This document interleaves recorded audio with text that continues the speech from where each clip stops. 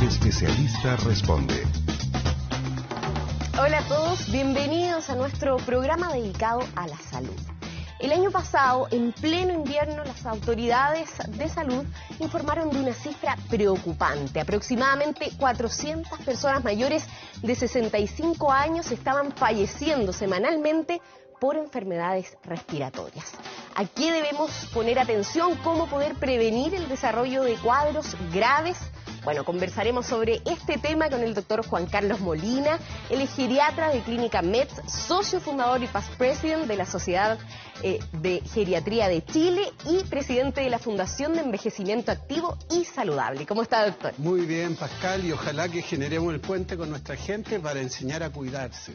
Tal cual, usted nos enseñó bastante de cómo cuidarnos durante pandemia, era una fuente recurrente también, y es muy importante recordar que la semana pasada tuvimos una buena noticia, que la OMS decretó el fin de la emergencia, pero eso no significa que desapareció el virus ni que no está circulando entre nosotros, o sea que el COVID-19 sigue entre nosotros y queremos recordarlo también como programa de salud. Tenemos que seguir en la ocupación, bajar un poco la preocupación, pero ocuparnos de que seguimos en pandemia y siguen falleciendo chilenos que han llenado más que un estadio nacional de muerte y va más de 6 millones de personas que han muerto en el mundo por esta condición y bajo esta prerrogativa debemos seguir cuidándonos y eso es fundamental y ahí se cruza con una serie de cosas que han ocurrido en nuestra personalidad, en nuestras conductas, en el conocimiento que hemos ido adquiriendo y valorar los avances científicos que han ocurrido en pandemia, pero también entender los temas de contaminación, de frío, que esperamos aclarar durante el programa. Doctor, así tal cual como usted lo plantea, hay muchos factores que pueden influir en que, por ejemplo, las personas mayores de 65 años les afecte de una manera más grave un virus respiratorio. ¿Por qué? ¿Por qué? Porque hay fenómenos que son inherentes. Siempre en la enfermedad, Pascal, hay un componente de tres componentes en realidad. El huésped, vale decir la persona mayor que está con un fenómeno de inmunosenescencia. Su aparato inmunológico, sus mecanismos de respuesta están siendo disminuidos comparativamente con otras épocas de la vida. Por otro lado, el agente agresor va a depender del virus, en este caso si lo llevamos al contexto de un virus, sea este SARS-CoV-2, sea este influenza, parainfluenza, virus respiratorio sincicial, lo agresivo que sea el virus y el ambiente. Lógicamente, hemos visto cómo los determinantes sociales, el hacinamiento, la poca ventilación, las condiciones socioeconómicas influyen claramente en este desequilibrio entre salud y enfermedad. Tal cual. Doctor, dentro de esos virus que usted mencionó, ¿hay alguno especialmente peligroso para los adultos mayores? Bueno, por sobre todo lo que significa el virus influenza, parainfluenza desde el punto de vista estacional y por eso que es muy importante que nos vacunemos contra la gripe. Pero ¿por qué no decirlo? Tenemos un virus totalmente peligroso y que sigue estando, que es el SARS-CoV-2, el COVID-19, que nos llevó a esta pandemia, que nos cambió un antes y después con la presencia de este virus, en donde las personas mayores en sí fueron apuntadas como un blanco caminando, que también ha influido incluso en su salud mental. Es por esto que es tremendamente valioso y aplaudir todos los avances que se hicieron desde el punto de vista de salud pública y desde el punto de vista de aprender a trabajar colaborativamente en investigación, que generó, por ejemplo, que tuviéramos vacunas en un tiempo récord. Que tuviéramos respuestas. Vacunas seguras, porque hay muchos que critican el tiempo como un hecho de que no fueran lo suficientemente seguras y afortunadamente tenemos que entender que se puso mucho dinero sobre la mesa y toda esa investigación que suele hacerse en menor tiempo por falta de recursos, por falta de personal, en esta vez fue todo enfocado hacia la pandemia. Hizo innovar y adelantar, acortar los tiempos y en eso tuvimos respuesta. Cuando rogábamos tener algo, pudimos contar con las vacunas y contamos con más de una y nuestro país demostró una conciencia cívica y sanitaria increíble. Pero también se desarrollaron desde ese punto de vista, desde esa arista de salud, se desarrollaron incluso anticuerpos específicos para cómo se adosaba la espiga del germen, se dieron y se lucubraron en relación a las variantes. Tratamientos que fallaron con la ivermectina, la hidroxicloroquina. Incluso un presidente de un país poderoso decía que ahí estaba el tratamiento de la magia. Y hemos llegado, a fin de cuentas, a contar con fármacos que han cambiado un poco la historia en lo que significa. Por ejemplo, en Chile contamos con un avance terapéutico que son antivirales, que no sabíamos que se disponía y se dispone a nivel público y privado, pero en el sentido de antivirales, que si tú tienes el cuadro de COVID en gente que tiene una carga específica, vale decir que tienes problemas inmunológicos, que tienes un problema oncológico, vale decir el cáncer, o que tienes patologías respiratorias serias como una fibrosis pulmonar, una insuficiencia respiratoria, insuficiencias cardíacas, cirrosis hepática. Estas personas tienen una carga de enfermedad que se llama comorbilidades, vale decir, yo puedo tener en una misma persona distintas caras como un dado. Todas las caras del dado me dan las comorbilidades que conforman a esa persona y esa persona tiene un riesgo mayor.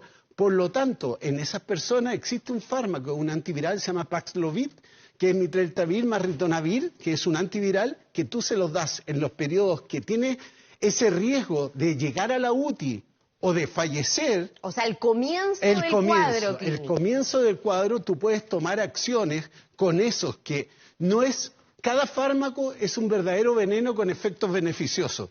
No todos nos podemos automedicar y no todos los fármacos son para todos. Claro, acá cuando usted lo menciona no es para que cualquiera que sienta síntomas respiratorios tome esos medicamentos, pero sí para que sepa que hay disposición y por eso uno tiene que actuar rápidamente. Efectivamente, y efectivamente en este caso en particular, el accionar de todos los sistemas, desde la detección en los servicios de urgencia, el determinar qué persona tiene esa carga de riesgo, es fundamental para juntar la sed con el agua.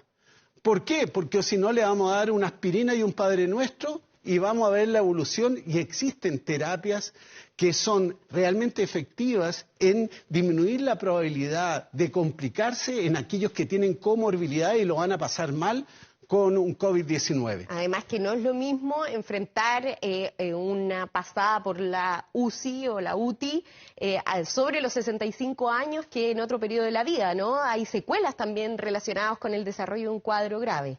Pascal, me voy a tomar la libertad y aprovechar esta tremenda tribuna para enfocarnos en lo trascendental en las personas mayores. Cuando ayudé a crear la sección de geriatría del Hospital Clínico de la Universidad de Chile, me mandé una frase creyendo que soy un poeta, como diríamos, al cohete, pero que tiene trascendencia. Poeta popular. Poeta popular. La frase es la siguiente, y habla de la trascendencia de la pérdida funcional que trae una UTI en el punto de vista muscular, del punto de vista funcional. La salud es la función. No llegar a ser la función es una enfermedad o disfunción, y ella te puede llevar a la defunción. Y el músculo es el motor de la función.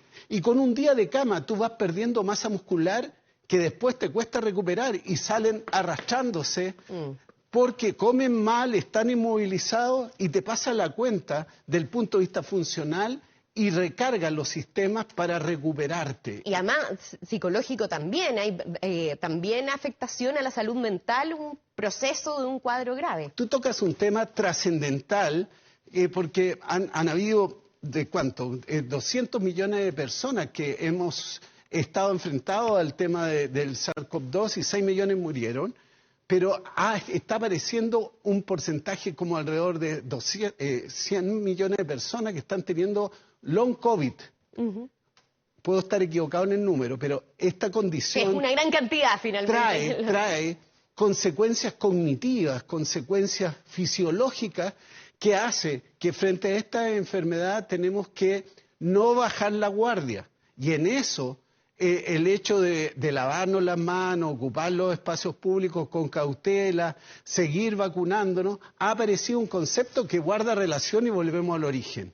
Es el hecho de que no confundamos, por ejemplo, un hecho que es la vacuna bivalente con el consejo que da el Ministerio de Salud, que es la dupla. Tiende a asociarse como lo mismo. Claro. Pero bivalente es aquella vacuna que cubre más de una una variante, efectivamente, y esa bivalente puede asociarse en un mismo momento a la vacuna antigripal.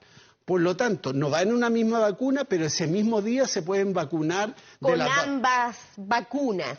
Y eso es vital porque me preguntabas qué otros virus. El virus influenza y parainfluenza determinan que por el hecho de vacunarte, que no te vacunas contra el resfrío, te vacunas contra la gripe. El resfrío no te pasa nada, la gripe te mata.